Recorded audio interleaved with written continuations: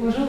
Madame la ministre Joëlle Miquet, vice-présidente de la Fédération Wallonie-Bruxelles et ministre de l'Éducation, de la Culture et de l'Enfance, est dans l'impossibilité de venir. Son attaché de presse, monsieur Geoffrey Cancien, va prendre la parole en son nom.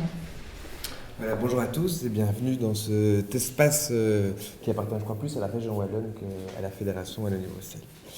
Donc avec le printemps, c'est la langue française en fait qui nous revient, avec sa moisson de contrepétries, de palindromes, d'acrostiches et de jeux de mots en tout genre. Donc cette année du 12 au 20 mars, la langue française sera donc en fait dans toute la fédération, dans les écoles, les bibliothèques, les librairies, les centres culturels, les associations et les organismes d'alphabétisation. Une semaine festive et ludique pour nous rappeler plus sérieusement que la langue française est bel et bien l'affaire de tous. Elle n'est pas réservée à un cénacle de spécialistes, de grammairiens, de linguistes ou d'académiciens. Elle n'est ni un sanctuaire, ni un endroit fermé, mais une discipline qui doit être ouverte à tous. Elle est avant tout un bien naturel qui nous appartient et un outil vivant qui évolue grâce à notre créativité de locuteur. Que l'on pense par exemple aux derniers mots qui sont rentrés dans le dictionnaire, le Larousse et le Robert en 2016, crudivore, sape ou dédiabolisation, on voit bien que la langue française évolue constamment. Et j'ai pensé tout à l'heure en analysant, on m'a dit qu'en France il y a une polémique, très jolie polémique qui s'est mise en place avec un petit garçon, Mathéo, de 9 ans, originaire de Bologne, qui en classe a dû faire une rédaction et il devait décrire une fleur. Et il a utilisé le mot pétaloso pour dire que c'était une fleur qui avait beaucoup de pétales. Et son professeur a dit c'est très joli ton mot, la racine est bonne, simplement que ça ne fait pas partie de la langue italienne, donc je ne peux pas te mettre de points pour ça. Mais par contre, je vais proposer que ton mot soit envoyé à l'Académie de la langue italienne pour qu'il fasse une analyse. Et donc l'Académie a répondu à Matteo en lui disant « Cher Matteo, le mot que tu as inventé est bien formé et pourrait être utilisé en italien comme le sont tous les mots formés de la même façon. C'est un beau mot, un mot clair. Si tu réussis à diffuser ton mot auprès de beaucoup de gens, et si tout le monde en Italie se met à écrire et à utiliser cet adjectif, eh bien ce mot-là, pétaloso, sera devenu un mot de la langue italienne parce que les Italiens le connaîtront et l'utiliseront. » Évidemment, ça a fait le buzz. Le Premier ministre Matteo Renzi a utilisé le mot. Il y a un hashtag qui est créé et donc maintenant le mot se répand partout. Mais revenons-en à la langue française. Si la maîtrise des normes du français reste un passeport incontestable pour les cursus scolaires et pour l'emploi, pendant une semaine, il nous a permis d'oublier un peu les contraintes et les barrières grammaticales de la langue pour en découvrir d'autres dimensions, celles d'une source de plaisir, d'émancipation et d'épanouissement personnel. Car pour bien apprendre le français, et tout d'abord l'aimer, il faut se l'approprier. La semaine de la langue française a toujours lieu aux alentours du 20 mars, journée internationale de la francophonie, et elle connaît des développements particulièrement importants dans les pays francophones du nord du continent, et plus largement du continent du monde. Donc en France, au Québec, en Suisse romande et chez nous. Chaque année, vous le savez, les partenaires de l'OPAL, le réseau des organismes francophones de politique et d'aménagement linguistique, choisissent un thème commun et choisissent 10 mots qui seront élaborés dans différentes activités. Le thème de cette année, c'est la diversité et de la vitalité de la langue sur les territoires francophones. Et avec le slogan « Dis-moi 10 mots en langue française », plusieurs mots issus du régionalisme sont énoncés dans la brochure, particulièrement des mots qui viennent du Québec, mais aussi donc des mots de Belgique, d'Afrique, de Suisse. Et j'en ai relevé 2-3 là que je trouve extrêmement intéressants. Par exemple, au Congo, il y a le mot champagner, qui désigne une personne d'influence aux nombreuses relations. Alors au Québec, il y a le mot poudrerie, une neige poussée par le vent pendant qu'elle tombe. Alors pour la Belgique, il y a le mot qu'on connaît plus facilement comme le verbe dracher. Les liens entre la culture et l'enseignement sont particulièrement forts, et notamment dans cette initiative. Donc c'est à l'école tout particulièrement qu'il est utile de renouer avec la langue. Et cette appropriation de la langue, cette confiance retrouvée dans ses propres compétences linguistiques, conditionne la qualité des apprentissages futurs. C'est pourquoi une attention toute particulière est portée au monde éducatif avec cette campagne et différentes brochures pédagogiques à destination des professeurs. Mais les acteurs culturels, évidemment, sont particulièrement associés à cette manifestation. Et pour cette raison, près de 4000 dossiers pédagogiques ont été envoyés, d'une part dans les écoles secondaires, écoles normales, écoles supérieures, mais évidemment aussi les écoles de promotion sociale, mais également dans les centres culturels, dans les bibliothèques, dans les centres d'alphabétisation et de langue française comme langue étrangère, et dans les librairies, afin d'inviter tous nos partenaires à fêter la langue française dans les classes et dans les espaces culturels. Comme vous le savez, il y a toujours une dimension régionale à cette fête de la langue française, avec une ville qui est désignée comme centre névralgique des festivités. Et cette année, c'est la ville de Pérouet qui a obtenu le label et organise cela en partenariat avec le centre culturel Arrêt 59. Ils sont occupés de créer un décor urbain de mots pour animer les rues, les places et les lieux culturels pour faire vivre la ville au rythme de la créativité de la langue. Les anciennes villes des mots sont associées et essayent de pérenniser les activités qu'ils ont entreprises les autres années, donc notamment la commune de Saint-Gilles qui était ville des mots l'année passée. Alors chaque année, il y a un focus qui est appuyé en plus des 10 mots et du thème. Cette année, le focus est fait sur la lisibilité des textes administratifs et juridiques. Et ça, le président de l'instance d'avis va expliquer plus en détail ce qu'il en est. Mais c'est un enjeu démocratique de permettre aux citoyens de comprendre les textes qui leur sont envoyés pour se sentir en adéquation avec la société dans laquelle ils vivent. Et donc pour ce faire, la brochure qui avait déjà été éditée en 2000 a été mise à jour et rééditée. Il me reste à conclure donc en rappelant que ces festivités annuelles représentent, vous l'aurez compris, bien davantage qu'un simple vernis de divertissement, mais qu'elles comptent des enjeux fondamentaux, la lutte contre certains préjugés tenaces en matière de langue et de compétences linguistiques, comme autant d'obstacles à une véritable appropriation du français par tous.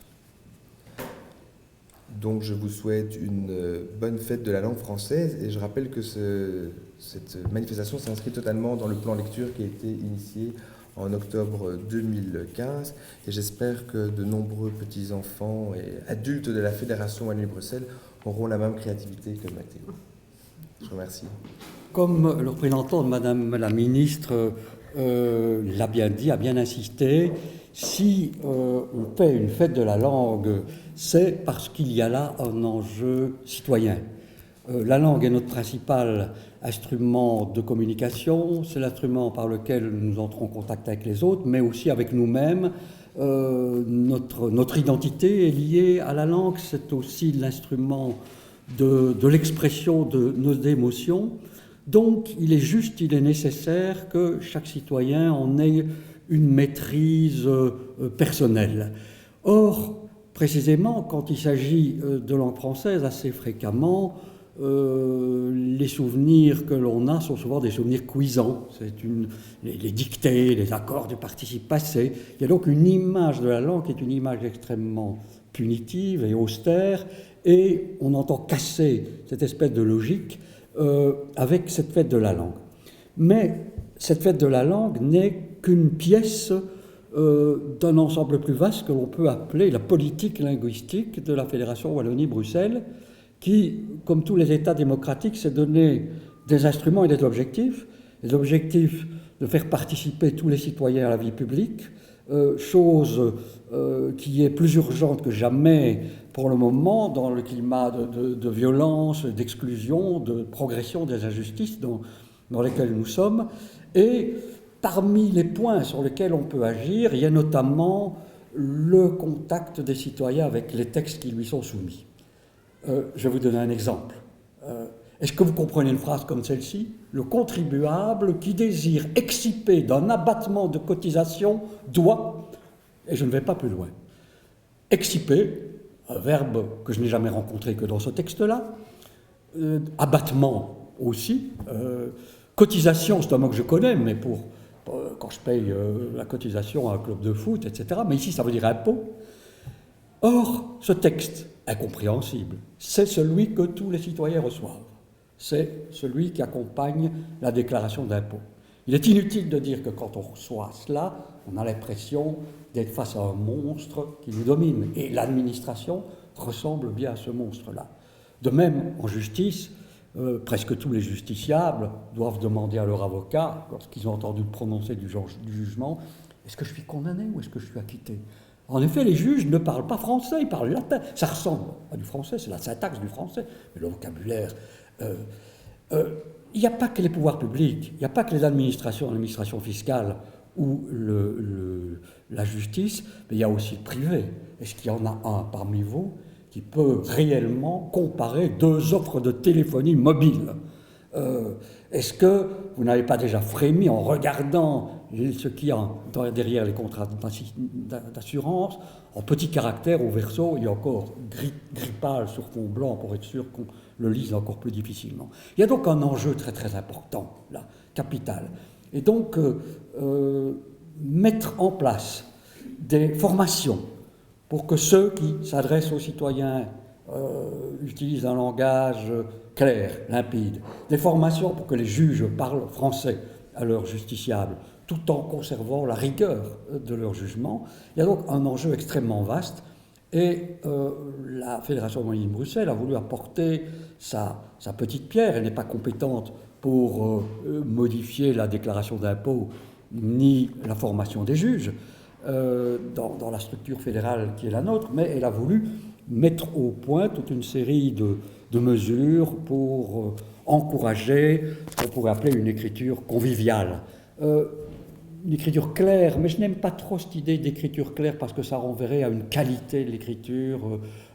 Non, plutôt une écriture conviviale, c'est-à-dire une communication communicable, si on peut dire, une communication accessible. La définition d'un texte compréhensible étant très simple, d'un texte lisible étant très simple, c'est un texte qui doit être compris par la personne à qui on s'adresse. Donc un juriste qui s'adresse à un juriste doit nécessairement utiliser des termes juridiques, mais un juriste qui s'adresse à l'ensemble de la population doit réfléchir à la manière dont il va pratiquer. Alors, nous avons donc, il y a longtemps déjà, lancé des campagnes là-dessus, des projets nouveaux sont en place, comme par exemple un label ou un concours en lisibilité, mais cette année, un moment très important, c'est la republication d'une petite plaquette qui avait déjà été livrée au public il y a un petit bout de temps, une petite plaquette intitulée « Écrire pour être lu », où les grandes règles de l'écriture conviviale, il n'y en a pas tellement, sont rappelées avec des exercices, des corrigés et une présentation extrêmement ludique qui, je pense, consonne très très bien avec toute la pétalosité de la semaine qui nous attend. Merci. Je vais enchaîner avec, en complétant un peu le propos par des éléments plus concrets, plus pratiques, par rapport aux outils pédagogiques d'une part. Donc, Monsieur Cancier vous a indiqué que la thématique francophone cette année était centrée sur la vitalité et la diversité du français dans les territoires francophones. Et 10 mots ont été sélectionnés. Ces 10 mots vont donner lieu à de nombreuses démarches créatives, artistiques, didactiques, dans les classes, dans les bibliothèques publiques, dans les librairies et dans les organismes d'alphabétisation et de français langue étrangère principalement. Et donc, pour appuyer ces ateliers, ces cours, nous avons décidé de diffuser un certain nombre d'outils pédagogiques que je vais vous présenter. Le premier outil pédagogique est cette brochure que vous avez peut-être reçue à l'entrée, qui a été développée par le Centre national de documentation pédagogique à Paris et qui est un outil qui est destiné principalement au cycle inférieur du secondaire, donc au tout début du secondaire, et qui peut s'utiliser de façon indépendante ou avec le support vidéo en ligne des très belles chroniques de Yvan Amar, qui est, je le dis en passant, linguiste et chroniqueur pour Radio France Internationale. Par ailleurs, en ce qui concerne les organismes d'alphabétisation et de français langue étrangère et les écoles évidemment aussi, les classes passerelles, les DASPA, dont vous avez sans doute déjà entendu parler, cet outil-ci a été diffusé, donc c'est à peu près le même en fait visuellement. Non, en plus, je me trompe, c'est les deux mêmes outils. celui que je voulais vous montrer, il a l'indication français langue étrangère, qui est assez confidentielle ici en dessous, mais bon, voilà, c'est ça qui fait la différence. Donc, il ne faut pas les confondre. Et donc, celui-là peut également être utilisé avec ces supports vidéo en ligne de Yvon Amar ou de façon indépendante. Donc, il n'est pas nécessaire d'être nécessairement connecté dans les classes. Et alors là, il vise des niveaux de compétences A1 à B2 pour ce qui concerne la maîtrise du français, suivant le cadre européen commun de référence qui détermine donc ces niveaux. Le livret des 10 mots aussi a été produit comme chaque année par les partenaires de l'OPAL, donc des organismes francophones de politique et d'aménagement linguistique des États francophones dont on a parlé. Et donc, il s'agit ici de 10 auteurs francophones qui se sont appropriés un des 10 mots de la liste sélectionnée par l'OPAL et qui ont produit un court texte. Alors, pour la Fédération Wallonie-Bruxelles en particulier, on a 2 auteurs qui ont participé, comme chaque année d'ailleurs, toujours 2 auteurs. Christian Libens qui nous offre ici une histoire personnelle, une histoire de famille, très courte autour de son grand-père et qui illustre le mot lumrot, donc un mot qui est, je pense, plus vivant en Wallonie qu'à Bruxelles, donc peut-être ne le connaissez-vous pas, donc c'est une lumière de faible intensité, mais enfin il est quand même assez bien présent dans l'usage en Wallonie.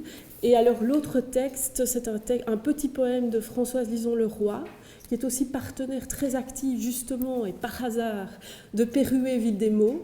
Donc, je tiens à préciser, parce qu'on a dit, la prononciation ne doit pas être... Il ne faut pas confondre. Je sais qu'on dit Perruet, mais en réalité, il ne faut pas le confondre avec Perruet Brabant Wallon. Donc, c'est bien Perruet du côté de Tournai, Moucron. Et donc, Françoise Lison-Leroy qui a signé un court poème dans cette brochure autour du mot draché. Alors, en ce qui concerne...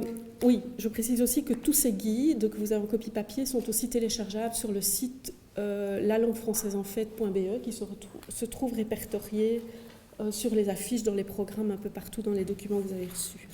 Alors, en ce qui concerne le programme, je voudrais préciser qu'il est composé de 130 activités qui se déroulent en Wallonie et à Bruxelles, mais que, évidemment, il ne contient pas tout ce qui se passe sur le territoire de la Fédération Wallonie-Bruxelles, parce qu'il ne s'agit pas, et ça on le répète aussi chaque année, et si vous l'avez déjà entendu, mais voilà, c'est important de le dire, la fête de la langue, elle se fait aussi à l'ombre des projecteurs dans les classes, dans les bibliothèques, dans des endroits plus confinés.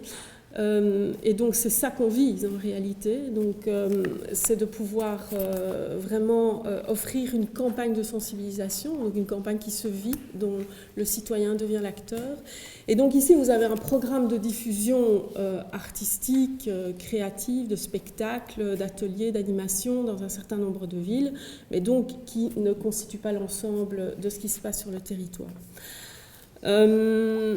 Alors, plusieurs communes, villes des mots, anciennes villes des mots, participent activement à ce programme, d'autres villes également. Il ne s'agit pas non plus exclusivement de villes qui ont été précédemment villes des mots. Donc sur les territoires bruxellois, on a les communes de Bruxelles-Ville, de Saint-Gilles, et si vous souhaitez d'ailleurs plus de détails sur le programme de cette commune, Charlotte Launois est parmi nous et celle qui coordonne le programme de Saint-Gilles, à Molenbeek également et à Watermal-Boisfort. Et alors pour la Wallonie, on a les anciennes villes des mots de Braine-l'Alleud, à Baie, de Huy, de Liège, de Moucron, Namur et Soigny qui participent à l'événement. Mais alors également, évidemment, le centre névralgique des festivités, comme le disait M. Pensier, le lieu pivot des manifestations, c'est bien évidemment Perruet, qui a été désigné ville des mots 2016 et là qui nous offre vraiment un concentré de festivités. Je vous invite à découvrir, notamment le 12 mars. Le 12 mars, c'est le jour de l'inauguration à 14h sur la grande place de Perruet. Et alors au programme de cette semaine, pour vous donner un avant-goût, on peut citer les marchands de gros mots, les commandos poétiques nocturnes, un voyage gustatif, sonore et chorégraphié au cœur d'un dictionnaire. Bon, je vous laisse imaginer ce que ça peut être. Les montreurs de mots, apothicaires de la langue pour soigner tous vos mots, d'épaisses personnes insolites où les mots remplacent les chiffres et racontent votre poids en histoire. des bières qui ont été brassées spécialement pour l'occasion, et notamment la Chafouin. Donc Chafouin est un des 10 mots sélectionnés et qui représente un régionalisme français. La Chafouin, la Vigousse, qui est un régionalisme suisse, et la Rawette, un petit mot wallon en passant. Alors une nuit en bibliothèque pour partager la vie secrète et nocturne des livres, aussi des balades sonores, des jeux géants dans les rues, bref, un programme très intense de festivités entre le 12 et le 20 mars à Périgueux. Et alors, si on faut retenir un fil rouge dans toute la Fédération Wallonie-Bruxelles, dans ce très riche programme, c'est une excessivement importante et belle mobilisation, je trouve, cette année, autour d'ateliers, en ce qui concerne les apprenants de français langue étrangère. Et je trouve que d'année en année, d'ailleurs, ce programme s'enrichit. Ce genre d'activité, c'est dire s'il y a un besoin et que le monde culturel est présent sur ce terrain. Et ça, je tiens à saluer les multiples ressources, les formateurs qui s'investissent dans ce travail. Dieu sait s'il est important et si l'actualité le justifie.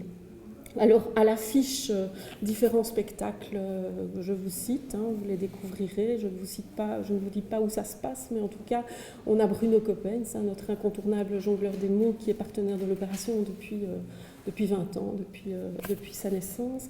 Le rappeur Carolo Simochelanzoku, je ne sais pas si vous avez eu l'occasion de voir ce rappeur, mais c'est assez exceptionnel. C'est quelqu'un qui s'est découvert sur la scène du slam, donc qui était complètement anonyme et qui, un jour, à Charleroi, à l'Éden, au centre culturel de Charleroi, a pris le micro, s'est exprimé et maintenant ça devient, il fait un tabac. Et donc je vous invite vraiment à aller voir ce spectacle, très bien scénographié et c'est vraiment très très touchant et émouvant. Alors on a aussi le plus belge des Québécois, Dan Gagnon, que vous connaissez, et alors la poétesse Laurence Vielle aussi, qui intervient beaucoup sur le territoire de Watermal-Boisfort. Alors bon, voilà, je vous invite à découvrir ce programme. Il est également, évidemment, en ligne, dans le détail, sur le site lalanguefrançaisenfait.be. Alors, ce que nous attendons de vous, mais M. Klinkenberg en a déjà dit un mot, évidemment, c'est que vous créiez l'événement avec nous, que vous ne soyez pas simplement des relais de la programmation. La fête de la langue, pour nous, c'est l'occasion, effectivement, comme il le disait, de mettre le focus sur certains enjeux de politique linguistique qui sont souvent laissés dans l'ombre et méconnus du public. Alors, on parle de la lisibilité, c'est effectivement un dossier important pour cette année à l'occasion de la publication de cette brochure. Sur ce terrain-là, d'ailleurs, je peux vous renvoyer vers l'ASBL Droit Quotidien qui fait un travail formidable sur le territoire namurois autour de la vulgarisation du langage juridique. Je peux vous citer aussi, M. Klinkenberg a parlé du projet de prix en lisibilité, qui est aussi un projet qui nous tient à cœur, qui n'est malheureusement pas encore concrétisé, mais voilà, qu'on souhaite voir apparaître un moment. Je dois vous indiquer aussi qu'on contribue à soutenir une recherche très importante qui est menée par l'UCL, et notamment le centre Cental, qui est le centre de traitement automatique du langage, sur un outil diagnostic informatique en lisibilité qui sera à disposition des administrations publiques pour avoir un outil tous dans nos machines, donc pour les 5000 fonctionnaires et plus de la Fédération Wallonie-Bruxelles et de la région Wallonne, et puis pour la commercialisation évidemment de ce produit au-delà de ça. Un outil qui permet non seulement de pointer les problèmes de lisibilité de manière automatique, mais aussi d'en faire le diagnostic et de proposer des conseils de remédiation. Donc voilà, c'est un outil très sophistiqué, ça se fait par étapes, et donc ici on est dans une deuxième étape de recherche, mais en tout cas c'est particulièrement intéressant. Et le relais pour cet outil-là, c'est Thomas François, qui est un jeune doctorant et chercheur au Cental à Louvain-la-Neuve. Alors, il y a aussi tout ce travail qui a été fait par des groupes de magistrats il y a quelques années, qui se sont interrogés spontanément sur les questions de vulgarisation juridique, et donc qui ont produit chez Breuilhans notamment, donc là vous repérez facilement par Internet le nom de ces personnes, chez Breuilhans, différents tomes d'un ouvrage qui s'appelle « Dire le droit et être compris ». Voilà, donc il existe des démarches, mais il y a encore beaucoup de choses à faire. Ça, c'est sur le volet lisibilité. Au-delà de ça, des dossiers de politique linguistique, on en a à vous servir à l'appel, notamment, je pense, parce que je vois ma collègue et collaboratrice Marie Bellina qui est en face de moi et qui est terminologue pour le service de la langue, la terminologie et les enjeux de l'enrichissement de la langue et de sa modernisation. Voilà un dossier qui nous tient à cœur, un travail au quotidien qu'elle fait tout au long de l'année. Les enjeux de monolinguisme au niveau de la création. Je vous livre des idées comme ça en vrac, hein, et je ne vais pas faire le tour de tous les enjeux de politique linguistique, mais il y a lieu de s'interroger en matière de consommation télévisuelle, cinéma, plateforme de téléchargement musical sur l'enjeu du monolinguisme et du tout à l'anglais. La question aussi du monolinguisme et de la langue unique dans les savoirs et la transmission des savoirs par rapport à l'anglicisation galopante des masters. Bref, voilà, nous avons toute une série de questions qui nous préoccupent en matière de politique linguistique, et je vous renvoie vers Sophie Dupavé, EOS Communication, qui est donc l'attachée de presse qui pourra vous donner toutes les informations, les personnes ressources, si vous voulez aborder l'une ou l'autre question de ce vaste panel d'enjeux politiques de la langue. Alors, encore un petit mot sur les partenaires. Donc, la fête de la langue française en fête, c'est son label en Fédération Wallonie-Bruxelles. C'est une initiative de la direction de la langue française et du Conseil de la langue française et de la politique linguistique, et qui travaille en partenariat, je l'ai dit, avec les librairies, les bibliothèques, les écoles, les associations d'alphabétisation de français, langue étrangère, les maisons de jeunes, et j'en passe, hein, les centres d'expression et de créativité, et aussi plus particulièrement cette année avec Arrêt 59 et le Centre culturel de Pérouet. Et là, je ne l'ai pas dit au moment où j'ai parlé de Charlotte Launois pour le programme de Saint-Gilles, mais Julie Deschamps, animatrice directrice du Centre culturel de Pérouet, est parmi nous, et donc vous pouvez obtenir des précisions sur le programme.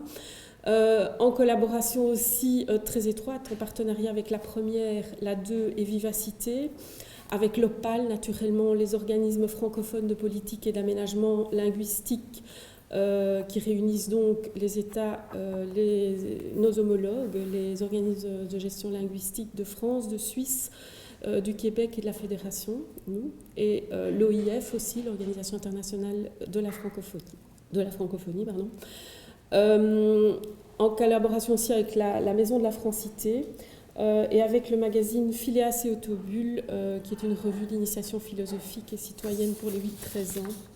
Et alors, bien évidemment, les anciennes villes des mots dont je vous ai parlé, sous la houlette des centres culturels ou des bibliothèques des localités, et donc que vous retrouverez évidemment dans le sommaire du programme ici. Voilà, je vous remercie de votre attention. Je vous souhaite déjà aussi une belle fête de la langue, et je vous invite tout de suite à des festivités plus gustatives et plus désaltérantes dans le patio ici à côté.